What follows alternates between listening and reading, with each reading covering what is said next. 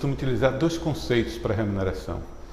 No primeiro conceito, nós temos a remuneração como sendo o salário integrado de demais parcelas salariais pagas com habitualidade.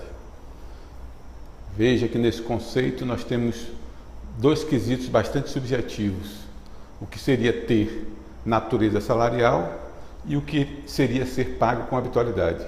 Para se ter natureza salarial de uma parcela, é um entendimento que vai depender pela interpretação que cada um der ao caso.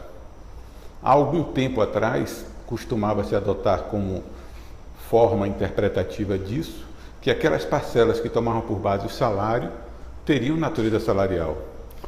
Como exemplo disso, tínhamos adicionais por tempos de serviço definidos em norma coletiva como sendo um percentual sobre o salário base, portanto, tinha natureza salarial. Já outras normas coletivas tinham o adicional por tempo de serviço estabelecido por um valor fixo. Então, neste caso, o adicional por tempo de serviço não teria natureza salarial.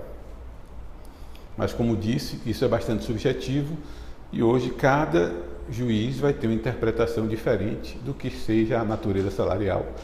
Razão pela qual é importante que no início do processo, desde a elaboração da petição inicial, já seja colocado como qual a remuneração que você entende devida para o cálculo daquelas parcelas que você reclama.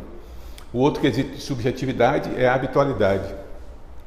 Nós podemos ter horas extras que são pagas todos os dias, ou todas as semanas, ou apenas em variações mensais, ou bimestrais, ou trimestrais. Um exemplo clássico são as lojas de departamento, onde se fazem horas extras em dias festivos, como o Dia das Mães, Dia dos Namorados, Natal, e que, apesar do empregado ter feito horas extras em apenas 4 ou 5 vezes no ano, os juízes entendem haver habitualidade para a integração dessas parcelas ao salário. Portanto, é uma preocupação que você deve ter na hora de iniciar com o processo, é já descrever qual a remuneração que você entende como devida para o cálculo das parcelas que você reclama.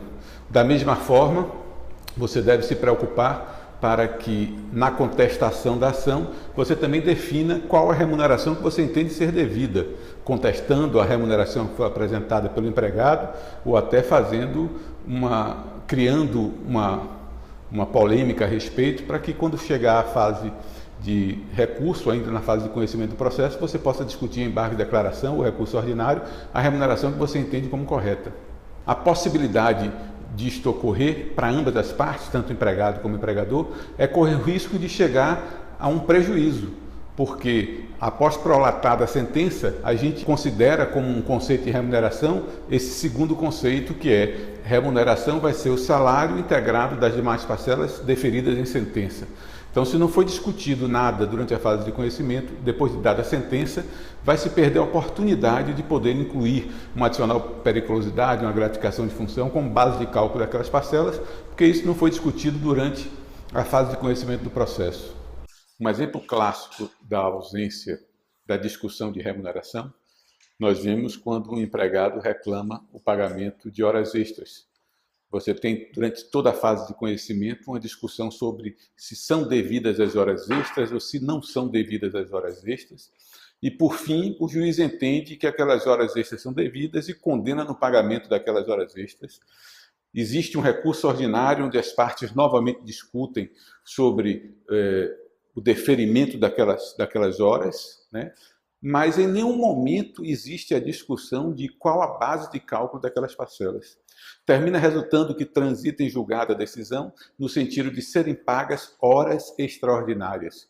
E aí nós vamos para a fase de execução, onde as partes, cada uma vai entender qual vai ser a base de cálculo para o cálculo daquelas horas extras.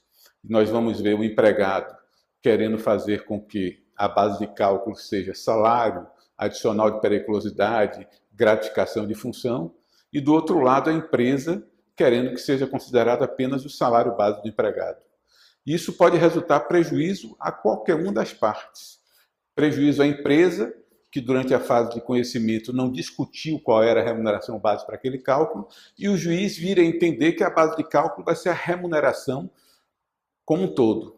Ou prejuízo para o empregado, quando na fase de execução cai naquela segunda interpretação que eu dei do que é a remuneração, salário base e parcelas deferidas em sentença, como a sentença não explicitou que outras parcelas integrariam a remuneração do empregado, vai correr um grande risco de que a base de cálculo dessas horas extras seja apenas o salário base, já que devemos ter sempre uma interpretação restritiva do título executivo.